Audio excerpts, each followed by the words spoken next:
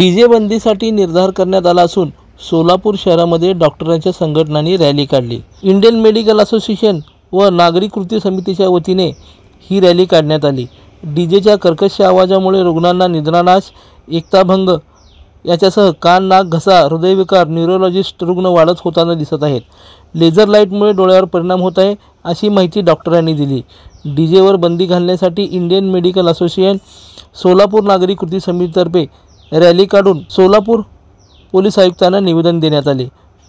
कोणत्याही समाज किंवा उत्साहाला विरोध नाही, ध्वनी प्रदूषण विरहित उत्सव साजरा करावा, जीव धोक्यात घालून उत्सव साजरा करू नये असेही त्यांनी यावेळी सांगितलं। यावेळी निमा याच्यासह खाजगी डॉक्टरांनी यामध्ये सहभाग नोंदवला होता।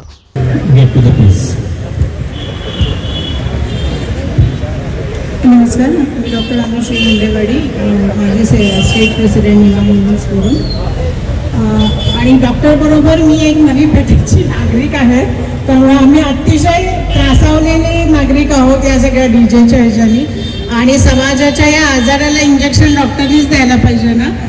त्यामुळे आपण सगळ्यांनी इथे सहभाग नोंदवला आणि आमच्या सगळ्या या असोसिएशनने आपल्याला सगळे एकत्र पाठिंबा आपण दर्शवलेला आहे। त्यामुळे हे जरा डीजेला नाही तर सोलापूरच्या आरोग्याला आपण जे हो म्हणतो आहोत, तर आपल्या वतीने हा जरा जोरदारच मेसेज गेला पाहिजे। मागे बरेच आम्ही प्रयत्न केलेले आहेत पण ते एवढे सक्सेसफुल होत नाही, त्यामुळे जरा ह्या वर्षीचा आवाज जोरातच उठवला गेला पाहिजे। धन्यवाद। आहे आयडीए सोलापूरचं, म्हणजे दातांचा तज्ञ। मी अगदी छोट्यात असं सांगू शकतो की नॉईस किंवा मी असं म्हणेन की जो काही आवाजाचा कल्लोळ या समाजामध्ये आहे, जो फिजिकली ऐकायला येतो, तो जरी वाढला कितीही तरी मनातला जो काही काहीतरी थोडं नियंत्रण पोलिसांनी प्रशासनाने घेतलं पाहिजे एवढं।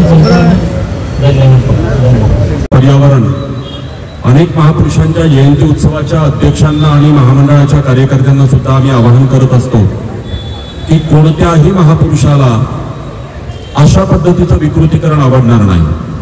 मी एक प्रातिनिधिक उदाहरण देतो। एका जिल्हा न्यायाधीशाला परमनंट डिफरेन्स आलेला आहे, ते व्हॉलंटरी रिटायरमेंट घेण्याच्या मानसिकतेमध्ये आहेत आवाजाने।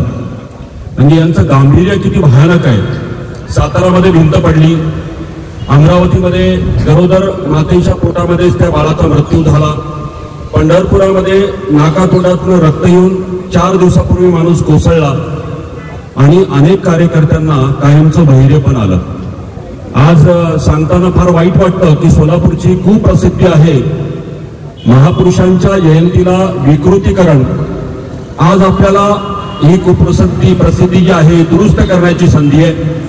मी मनपूर्वक सर्व वैद्यकीय क्षेत्रातील विविध पॅथीच्या डॉक्टरांचं मनापासून हार्दिक कौतुक करतो, आणि त्याहीपेक्षा सकाळचे संपादक सिद्धारामजी पाटील आणि सर्व सकाळ वृत्तपत्राचं मी मनापासून कौतुक करतो की त्यांनी हे इनिशिएटिव्ह घेतलं, आणि आज सोलापूरच्या कुप्रसिद्धीला दुरुस्त करण्याची संधी आज मी तुम्हाला सांगू इच्छितो की डॉक्टर, वकील, इंजिनियर सगळ्यामधला पब्लिक क्राय, यापुढे जर कोणत्याही राजकारण्यांनी महामंडळाच्या कार्यकर्त्यांच्या इच्छेखातर पोलिसांवरती दबाव आणला तर त्यांच्यावरती कोणत्याही पक्षाचे ते नेते असो, आमदार असो, खासदार असो, त्यांच्यावरती बहिष्कार टाकण्याची ताकद या कॉमन पब्लिकमध्ये आहे, हेही मी निर्वाणीचा इशारा देऊ इच्छितो।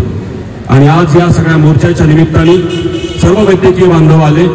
डीजे मुक्त सोलापूर होणारच चा शब्द वापरतोय, तोपर्यंत आंदोलन किंवा ही जी चळवळ आहे, जी लोक चळवळ झाली आहे, याला कोणीही पूर्णविराम देणार नाही। सामान्य माणूस रस्त्यावर उतरल्यानंतर भले भले निर्णय परत घ्यावे लागतात, आणि ही ताकद सोलापूर या सगळ्या महाराष्ट्राचं नेतृत्व करेल। सोलापूरचा हा आरंभ उद्या महाराष्ट्रामध्ये ही चळवळ म्हणून पाहिलं जाईल, एवढंच मी या निमित्ताने संदेश देतो। जय हिंद, जय महाराष्ट्र। आता रॅलीला सुरुवात होत आहे। इथून या प्रवेशद्वारातून त्याचा खूप मोठा परिणाम होतो। बऱ्याच अंशी आम्ही असं पाहतो की त्याच्यामुळे बाळामध्ये सुद्धा बहिरेपणा येण्याची शक्यता असते। एवढंच नव्हे तर त्या गरोदर मातेला प्रीमॅच्युअर डिलिव्हरी किंवा त्या बाळाची वाढ खुंटण्याची भीती असते। आणि हे सगळं जर आपल्याला टाळायचं असेल तर आपल्याला सोलापूरमध्ये DJ मुक्त, मिरवणूक मुक्त आणि ह्या लेझर लाईट मुक्त करणं खूप गरजेचं आहे. त्यासाठी इतकी वर्ष वारंवार प्रयत्न केले गेले, पण हा प्रयत्न असाच नेटास लावून आपल्याला त्यातनं मुक्ती मिळणं अत्यंत गरजेचं आहे. कित्येक वेळा आम्ही स्त्रीरोग तज्ज्ञ लोकदर्शन मराठी चॅनलला सबस्क्राईब करा, बेल बटनला क्लिक करा व लाईक करायला विसरू नका.